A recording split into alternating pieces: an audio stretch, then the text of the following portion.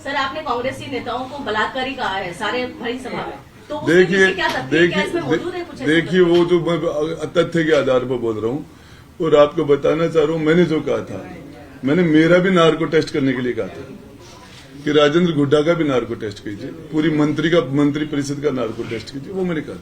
और मैं महिलाओं के प्रति राजस्थान के अंदर जो दुष्कर्म के जो मामले बढ़ रहे हैं, ऐसे लोग बैठेंगे तो कंट्रोल कैसे करेंगे? मेरा कहने का मतलब डायरी में इतना बड़ा खुलासा है, इतने पैसों का हेरफेर है, तो उसको ईडी या सीबीआई में क्यों नहीं दे देते कि भाई कार्रवाई हो, इसकी सही जांच हो जाए? मुकदमे, महिलाओं को मुकदमे कराने में दिल्ली में जाना पड़ता है। नेशनल न्यूज में आपका बहुत बहुत स्वागत है। मैं हूं आपके साथ अबरारुल हक रहमानी। राजस्थान में राजेंद्र गुड़ा के नारी सम्मान यात्रा को लेकर इस वक्त कांग्रेस की नजर जो है टिकी हुई है। दरअसल सीएम अशोक गहलोत के द्वारा बर्खास्त किए जाने वाले मंत्री राजेंद्र गुड़ा ने अब कांग्रेस पार्टी और अशोक गहलोत के खिलाफ मोर्चा खोल दिया है और दरअसल इस वक्त वो कई बातों को लेकर आरोप भी लगा रहे हैं। साफ तौर पर उनके द्वारा ये कहा जा रहा है कि प्रदेश में अशोक गहलोत के द्वारा जो सत्ता चलाया जा रहा है वो दरअसल कई बातों को नजरअंदाज करके चलाए जा रहे हैं। उनको इस बात की कतई फिक्र नहीं है कि कांग्रेस पार्टी का वोट बैंक इससे खराब हो रहा है। आइए सुनते हैं राजेंद्र गुड़ा ने दरअसल अपनी बर्खास्तगी के बाद क्या सारे पक्ष रखे थे। हालांकि वीडियो पुरानी, लेकिन इस पूरे मामले को उन्होंने जिस ढंग से रखा है, दरअसल वो विधानसभा चुनाव से पहले कांग्रेस की मुश्किलों को बढ़ाने वाला है। सुनिए इस वीडियो। चुनाव का हिसाब किया, भवानी समझौता ने ज्यादातर लोगों से जो वादा किया था वो पूरा नहीं किया, तो मैंने कहा कि ये ठीक नहीं है, आप इसे पूरा करो। तब भवानी समझौता ने कहा मैं सीपी साहब की जानकारी में डालता हूं, फिर आपको 31 जनवरी तक फाइनल बता दूंगा। सौभाग्य जी पीएस सौभाग्य जी पीएस टू सीएम को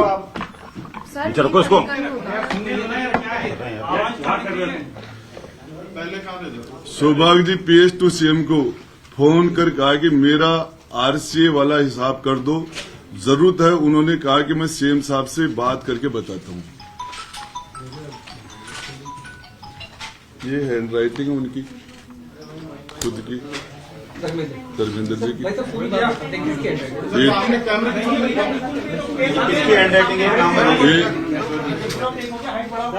आरटीडीसी के चेयरमैन धर्मेंद्र जी राठौड़ साहब की हैंड राइटिंग है और इसके अंदर ये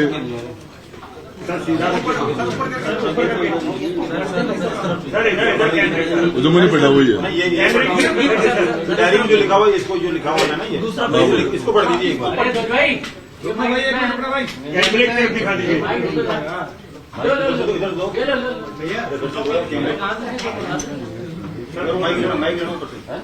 वैभव जी, मेरे दोनों के आरसीए चुनाव खर्चों को लेकर चर्चा हुई। भवानी समझौता किस तरह से तय करके लोगों को अब तक उनका पैसा नहीं दे रहा।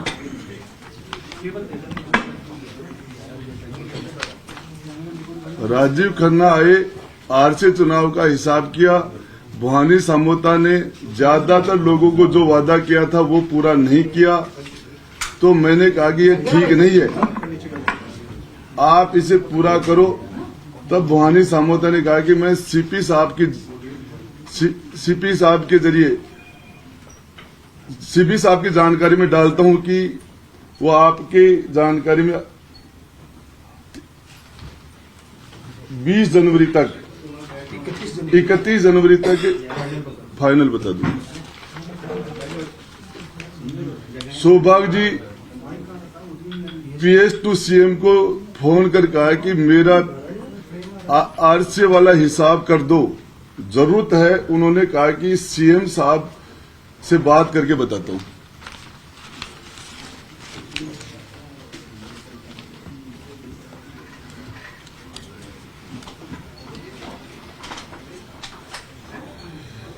ये उनका खुद की हैंड राइटिंग है।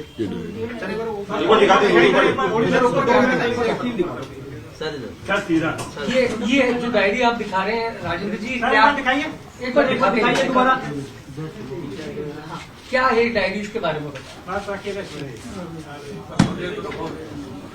इसमें जिस तरह के करप्शन की सारी बातें लिखी हुई हैं, मैंने आपको एक पॉइंट आज बता दिया, 3 पॉइंट, और इसके बाद में मेरे विश्वस्त के पास ये सारी जानकारियां हैं और समय समय पर परहेज करके और आपको जानकारी देता रहूंगा।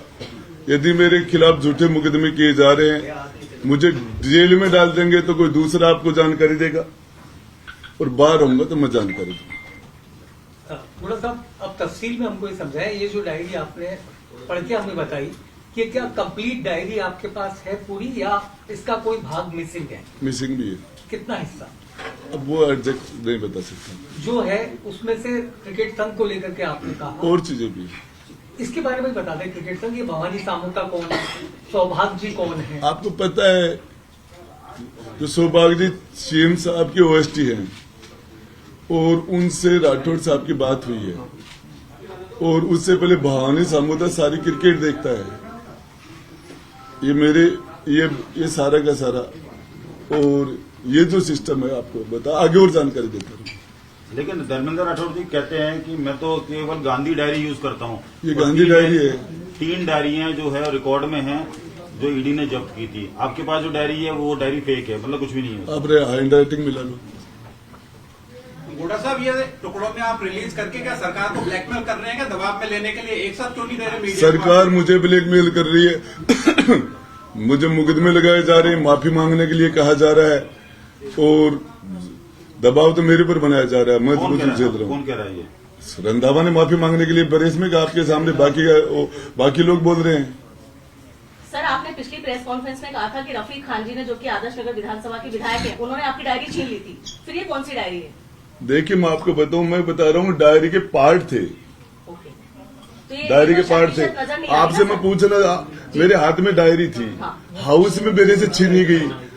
राजस्थान की 7.5 करोड़ जनता के तकदीर के फैसले होते हैं राजस्थान की विधानसभा में। किसी से ऐसी डायरी छीनी जा सकती है? छीनने वाले के खिलाफ एक्शन होना चाहिए था। मुझे निष्कासित कर दिया। तो सर, किरोड़ी लाल जी की तरह आपने इसको प्रेस कॉन्फ्रेंस में ओपन कैसे नहीं किया? क्या वजह रही कि विधानसभा में आप? देखिए, मैं लेट हो गया था। मैं इसको टेबल करना चाह रहा था। मैं इसको विधानसभा में टेबल करना चाह रहा था, रिकॉर्ड में आ जाती सारी चीजें।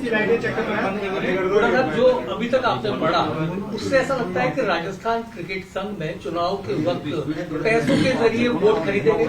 100% पैसे से वोट लिए। सर, आरसीए एक प्राइवेट बॉडी है, जबकि आप सरकार से जुड़े हुए हैं, सरकार में मंत्री थे, तो सरकार से रिलेटेड चीजें क्यों नहीं ला रहे हैं, केवल आरसीए को टारगेट क्यों कर रहे हैं? आरसीए नहीं, वैभव गहलोत मुख्यमंत्री जी के सुपुत्र हैं, वो उसके चेयरमैन हैं, वो भी लोकल बॉडी है। ये गुड़ा साहब, ये चूंकि आरसीए की बात कर रहे हैं, अभी कल वैभव गहलोत ने आरपीएल की शुरुआत की है, राजस्थान प्रीमियर लीग की। ये भी आप मान रहे हैं कि इसमें कोई बड़े पैमाने पर जो पैसों का इन्वेस्ट? मेरे पास जो, मैं आपको बताऊं कि भविष्य वक्ता नहीं हूं, मेरे पास जो जानकारियां है वो आपको समय समय पर देता रहूंगा, और ये मेरे पास में तथ्य के आधार पर बोल रहा हूँ। सर, जो जैसे आरसीए में आप आरोप लगा रहे हैं, एक तो सीपी जोशी का नाम ले रहे हैं आप, मैंने लिया इस डायरी के के हिसाब से, एक सामोता जी का, और कौन कौन से नाम है इसके? एक बार ये डायरी में सौभाग्य जी का नाम है, और उसके अलावा जो क्रिकेट संघ में और कौन कौन है? राजीव खन्ना का नाम है। सर, आपने कांग्रेसी नेताओं को बलात्कारी कहा है सारे भरी सभा में, तो उसमें देखिए क्या तथ्य है? क्या इसमें मौजूद है कुछ ऐसा? देखिए, वो जो मैं तथ्य के आधार पर बोल रहा हूँ, और आपको बताना चाह रहा हूँ, मैंने जो कहा था, मैंने मेरा भी नार्को टेस्ट करने के लिए कहा था कि राजेंद्र गुड्डा का भी नार्को टेस्ट कीजिए, पूरी मंत्री परिषद का नार्को टेस्ट कीजिए, वो मैंने कहा था। और मैं महिलाओं के प्रति राजस्थान के अंदर जो दुष्कर्म के जो मामले बढ़ रहे हैं, ऐसे लोग बैठेंगे तो कंट्रोल कैसे करेंगे? मेरे कहने का मतलब डायरी में इतना बड़ा खुलासा है, इतने पैसों का हेर फेर है, तो उसको ईडी या सीबीआई में क्यों नहीं दे देते कि भाई कार्रवाई हो, इसकी सही जांच हो जाए? मुकदमे, महिलाओं को मुकदमे कराने में दिल्ली में जाना पड़ता है भाई। आपको पता है, सीएम साहब चलते धरती धूसती है, धरती हिलती है। हाँ, हर आदमी की औकात होती है क्या? ये सारे लोग, राजेंद्र गुड्डा भी पता है, टिकट गया, मिनिस्ट्री गई, पार्टी गई, विधानसभा से धक्के लगे, जेल की तैयारियां हो रही है, इतना।